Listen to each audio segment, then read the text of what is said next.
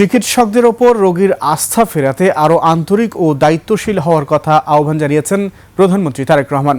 গ্রাম থেকে অধিক সংখ্যক রোগীকে চিকিৎসার জন্য যেন ঢাকায় আসতে না হয়, সেজন্য অভিজ্ঞ চিকিৎসকদের প্রান্তিক পর্যায়ে গিয়ে সেবা দেওয়ার আহ্বান জানান প্রধানমন্ত্রী। জেলা ও উপজেলা পর্যায়ের হাসপাতালের শয্যা সংখ্যা বাড়ানোর পাশাপাশি সেবার মান উন্নয়নের ওপরও গুরুত্ব দিচ্ছে সরকার। বিস্তারিত রিপোর্টে।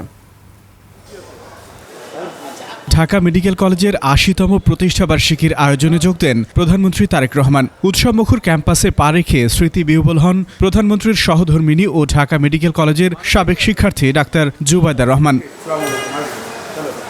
পরে আলোচনায় অংশ নিয়ে ঢাকা মেডিকেল কলেজকে আধুনিক গবেষণা প্রতিষ্ঠান ও সেবার উদাহরণ হিসেবে গড়ে তোলার তাগিদ দেন প্রধানমন্ত্রীর সহধর্মিণী। আগামী ২০ বা ২৫ বছর পরে আমরা ঢাকা মেডিকেল কলেজকে দক্ষিণ এশিয়ার অন্যতম শ্রেষ্ঠ চিকিৎসা শিক্ষা, গবেষণা ও উদ্ভাবনের কেন্দ্র হিসেবে দেখতে চাই।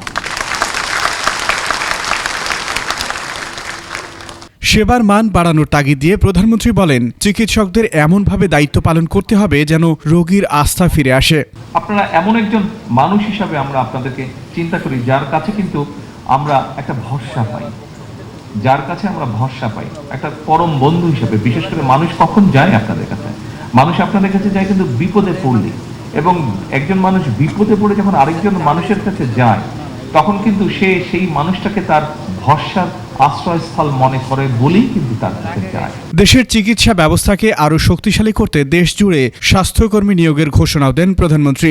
প্রতি বছর বাংলাদেশ থেকে +-5 বিলিয়ন ডলার চলে যাচ্ছে বিদেশে চিকিৎসার জন্য। আমাদের দেশের বহু মানুষ, লক্ষ লক্ষ মানুষ বিদেশে যাচ্ছেন চিকিৎসা করাতে। তার ফলে আমাদের মূল্যবান বৈদেশিক মুদ্রাও সেই সাথে চলে যাচ্ছে। স্বাভাবিক এটা।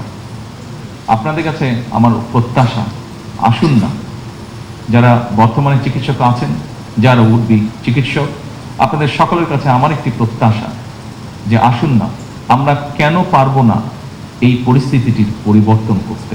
গ্রামীণ স্বাস্থ্যসেবা আরও শক্তিশালী করা জরুরি বলেও উল্লেখ করেন সরকার প্রধান। আমি ব্যক্তিগতভাবে যেটা বলেও ছিলাম। আকবর হোসেন সুমন, ২১শে টেলিভিশন, ঢাকা।